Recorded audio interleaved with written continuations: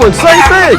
The Tennessee Valley, as you may know, lies in what doctors call the stroke belt, a distinction we all wish that we didn't have, but the positive side of that title is that we do have excellent resources, knowledge, and support for stroke victims and their families. Erin Patterson here is one of those resources. She is the stroke program manager with Erlanger Hospital. Great to see you. Good to see you too, Julie. Thank you for having me. I'm thrilled to have you, and I think this is such a wonderful thing that you're doing. For many people watching, this will sound familiar because you've done this in the past, but you're kind of bringing it back this year. Yes, ma'am. It's a survivor camp. That's right. It's the Stroke Survivor Camp.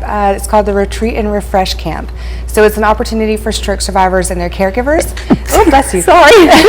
For stroke survivors and their families or main caregiver to come and experience a week of respite. We work with stroke survivors and their caregivers to provide an opportunity for stroke victims to actually sort of collaborate with other stroke victims, learn what they're going through, commiserate their experiences, and then find support in each other, especially for the caregiver side. They oftentimes don't get the respite they need. So this gives them a chance for 3 days of just, they know their family member is okay, they're taken care of, and they can just sort of get a little bit of pampering themselves. You know, the thing that I seem to have picked up on in my years of conversation with the medical community is that we're always learning more. Y'all are always learning more. Correct. And so there's a lot of hope attached to having a stroke where once upon a time there was not. Yes, I will actually give you one of my own personal experiences. My grandfather passed away from a basilar artery stroke in 1985. So back then there was really no opportunity for any sort of hyperacute treatment. Fast forward 20 years, we were looking at thrombolytic therapies that would bust up a clot busting drug, as you might know.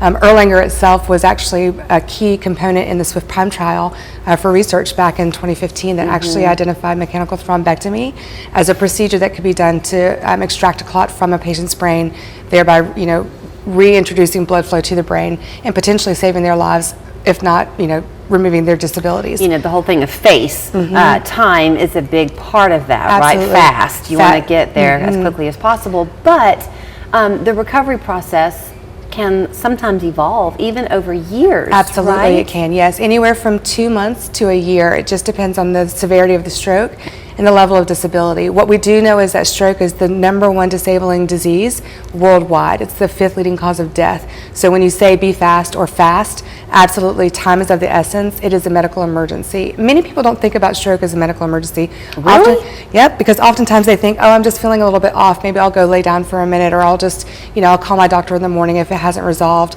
There's no way to know if there's a stroke, an actual stroke, or if it's a temporary stroke or a TIA, a mini stroke. The only way you would know that is to get to the hospital for imaging.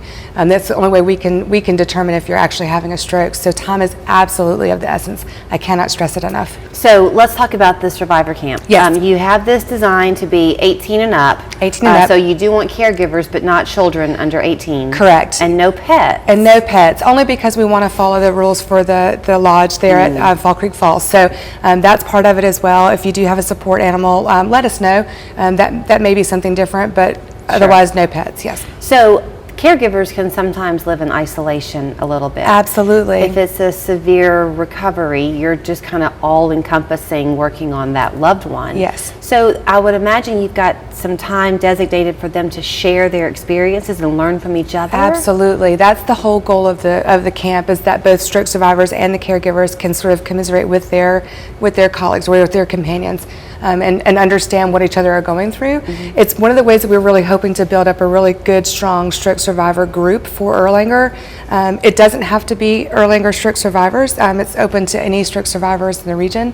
But we would love to see an opportunity for us to grow a survivor group that's a very strong, well-oiled group that wants to come in and do lots of activities together. I would imagine patience is going to be a big part of the recovery. Absolutely. Patience is always a big part of recovery, and especially for caregivers. A lot of caregivers, just like their partners, are thrown and thrust into this new life, and so we want to make sure that they're supported as much as the stroke survivor. Is there a time limit on recovery? I mean, if somebody's watching and maybe they had a stroke 3 years ago, is this something that maybe they could still benefit from? Well, anybody could benefit from the camp, again, because it's an opportunity to sort of get out of your normal environment and really just kind of get to know other people that are in your same community.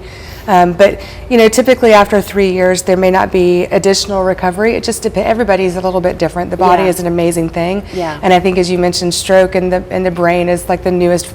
It's a new frontier in medicine. We're constantly finding new things to do. I had a situation where I was helping somebody with a brain injury years ago, and I remember I would talk to everybody I could to try to learn. Yes. And I remember talking to an OBGYN actually here in town who was a guest on the show, but I was still talking to him about it. Yeah. And he said to me then, 20 years ago almost, the brain is the final frontier. It's the wild, wild west, the next thing to learn. It is. There's so much that we've learned about brain, but there's so much left to understand. Yeah. We understand the structure of the brain pretty well. We understand the structure of the arterial, mapping of the brain. There's a lot of things that we do know, but just how everything works in conjunction is really still out there for us to explore. And don't feel like you're in isolation. And there really are those amazing stories of hope and what people will deem to be a miracle.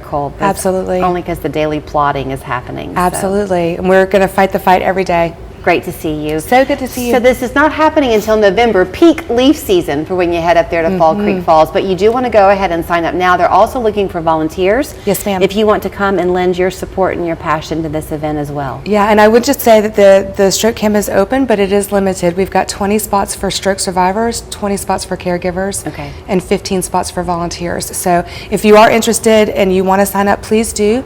There's a $150 per person charge for stroke survivors and their caregivers. But don't let that stop you. If that's a problem, we can always work through that a little bit too. And strokecamp.org is your website. Strokecamp.org. Yes, ma'am. Thank you. Thank you, Julie. Your child could shine as a Local 3 junior forecaster. Wednesdays at 5:30 on Local 3 News. If they love the weather and can read on camera, send a video to juniorforecaster@local3news.com. Presented by Warren & Griffin, your local 5-star law firm.